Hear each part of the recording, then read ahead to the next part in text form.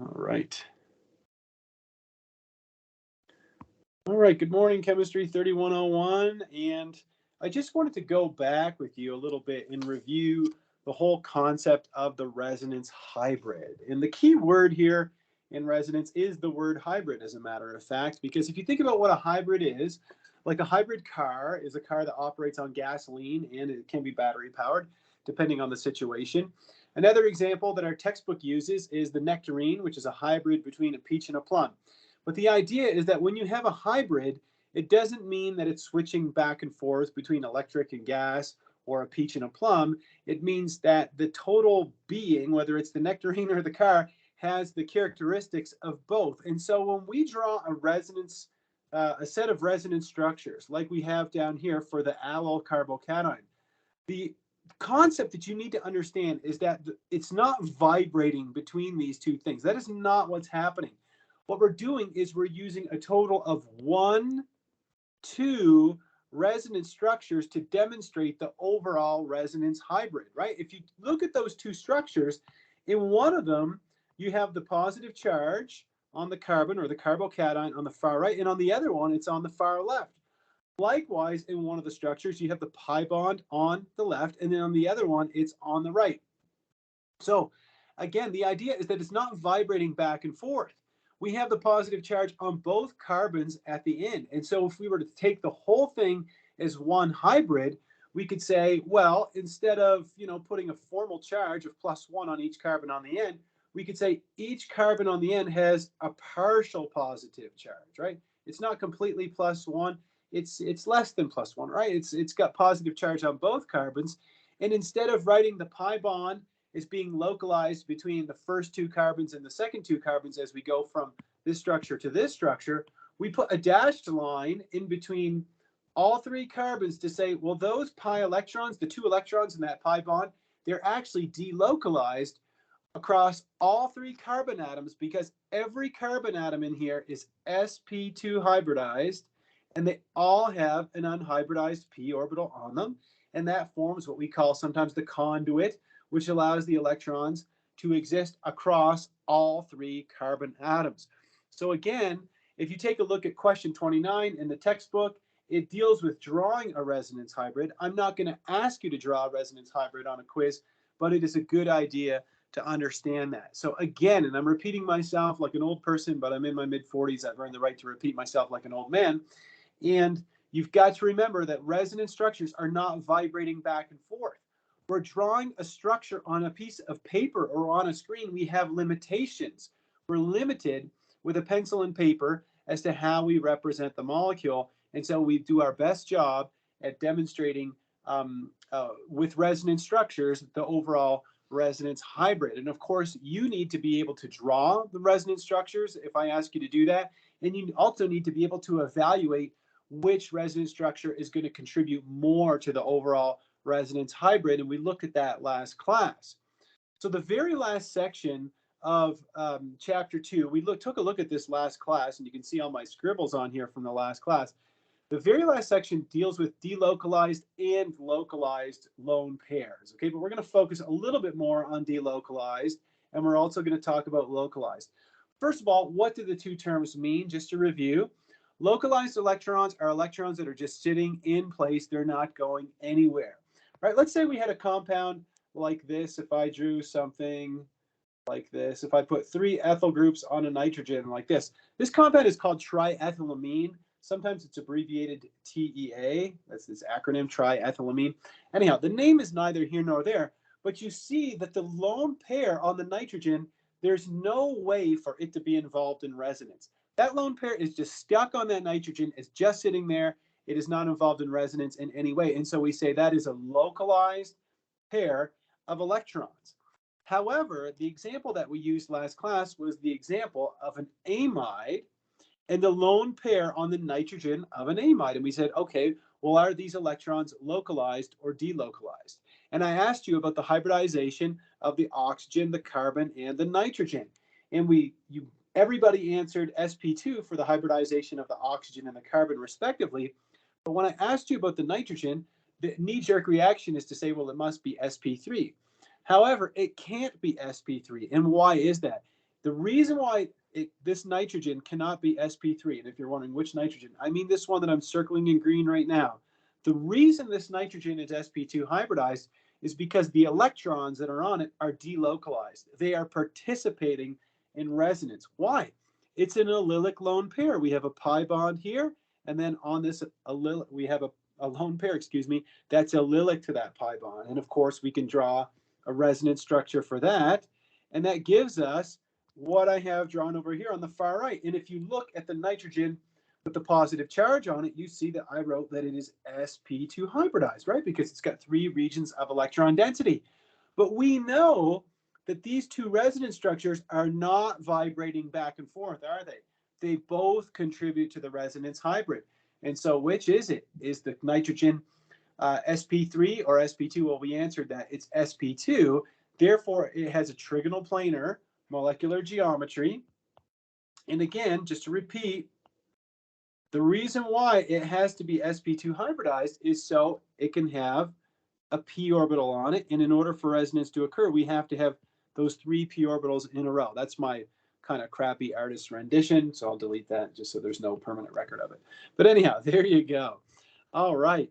So again, here are the 2 resonance forms of an amide, and we see that the lone pair on the nitrogen is in fact delocalized. And if it's delocalized, that means they have to be residing in a p orbital. Take a look. I have it here in red. If a lone pair participates in resonance, then it occupies a p orbital. I don't know what to tell you guys, but put a giant star by that phrase that I have highlighted. Repeat. If a lone pair is participating in resonance, it is in a p orbital. It has to be. So again, the lone pair is delocalized, which is only possible when we have overlapping p orbitals, and therefore the nitrogen in an amide is sp2 hybridized. I hope you're not going to forget that. I told you on the last lecture, I told you memorize that. I think it's crucial that you memorize that. And there's another example that I think you really should memorize in this class, and that is the example of pyridine. I think that most people would recognize the structure of benzene, and let's just review. Benzene has a formula which is C6H6, and it has a structure that looks like this. So this is the structure of benzene. If we put a nitrogen in the ring, however, so if we replace one of the carbons with a nitrogen, we get pyridine. So this would be C5H5N, and we call this pyridine. And you should memorize this compound. You should memorize the name of the compound. And the whole focus of this slide is really nothing more than discussing this lone pair of electrons on the nitrogen. Are they localized or are they delocalized?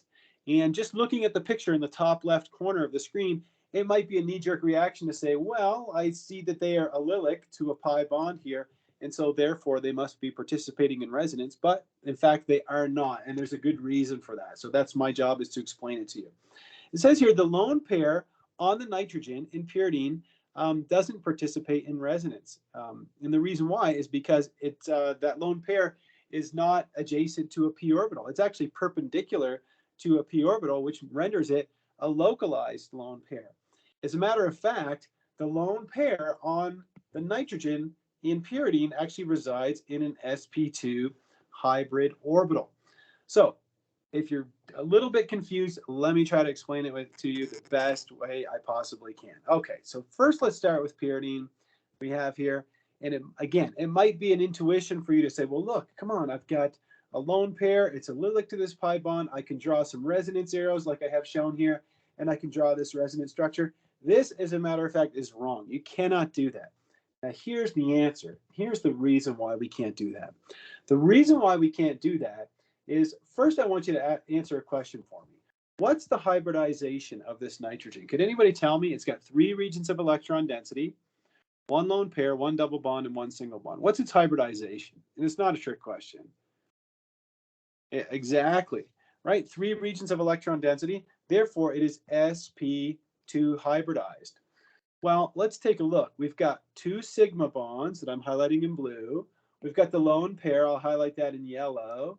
And then I'll use red to demonstrate the pi bond. Uh-oh. If we have a pi bond, how do we make pi bonds? Could anybody explain to me where pi bonds come from? And again, it's not a trick question. I'm not trying to fool you. How do we make a pi bond? It comes from the side-to-side overlap of what type of orbital? Exactly. Thanks, Sarah. It comes from the side-to-side overlap of p orbitals, right? A p orbital is going to overlap with another p orbital, and that's how we make a pi bond.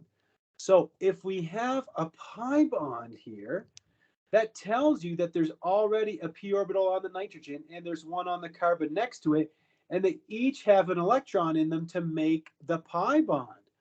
So the unhybridized p orbital, right, when you have something that's sp2 hybridized, you've got 3 hybrid sp2 orbitals, and you've got 1 unhybridized p orbital. Well, the unhybridized p orbital is this one here on the nitrogen, and that's being used to make the pi bond. The pi bond can participate in resonance, but the lone pair cannot, because the lone pair that I have highlighted in yellow is not in the p orbital. It must be in an sp2 hybrid orbital, the same way the 2 blue bonds, the 2 sigma bonds are.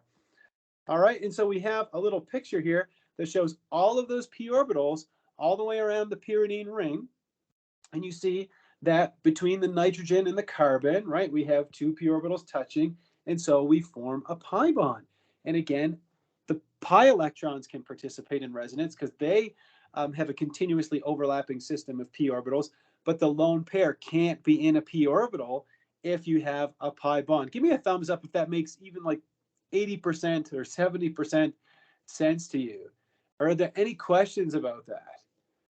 It's an interesting concept, and I'm going to tell you right now that this usually comes up on the final exam, okay? I've seen it come up in the final exam of organic too, so they think it's a very important concept.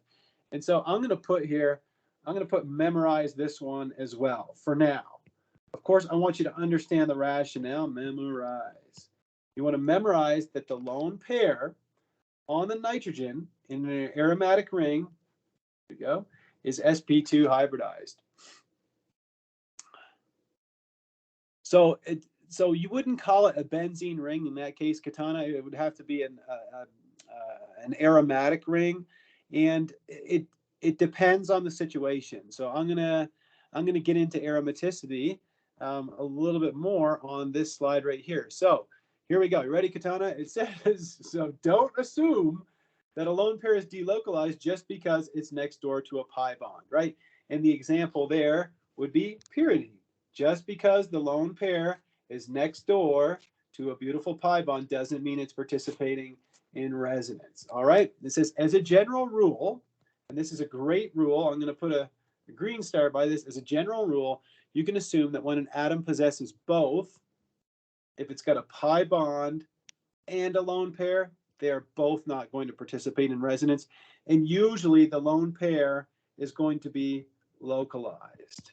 Okay, so if you see a nitrogen that's got a pi bond and a lone pair, then the lone pair is going to be localized. As always, if there's no p orbital next door to the lone pair, then it has to be localized. So if we take a look at this molecule here, so this is histidine, which some of you may have heard of before. It's neither here nor there, but we have a few lone pairs, right? I'm going to put this blue lone pair here.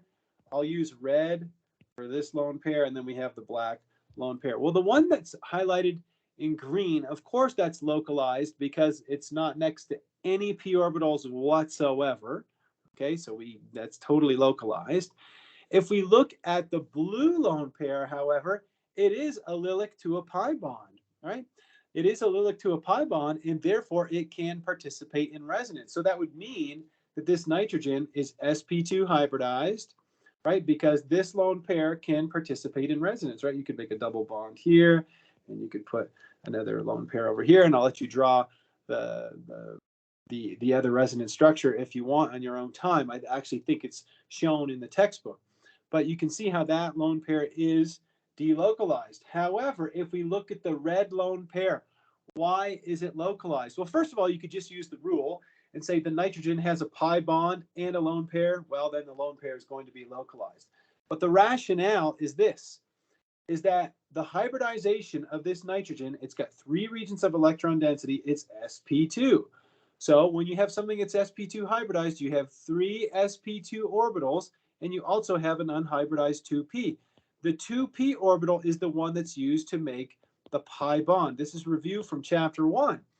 And here is your pi bond, right? This is a pi bond. So those electrons are in overlapping p orbitals. So that tells you that the lone pair in red cannot be in a p orbital. Those are used to make the pi bond that I have highlighted in blue. And therefore, the red lone pair is in an sp2 hybridized orbital. Give me a thumbs up if you're with me on that. Or stop me if you have a question about it. All right, cool. I've taught this long enough to know that you have to kind of, all right, it's my job to kind of harp on it a little bit, so forgive me, but it is an important concept.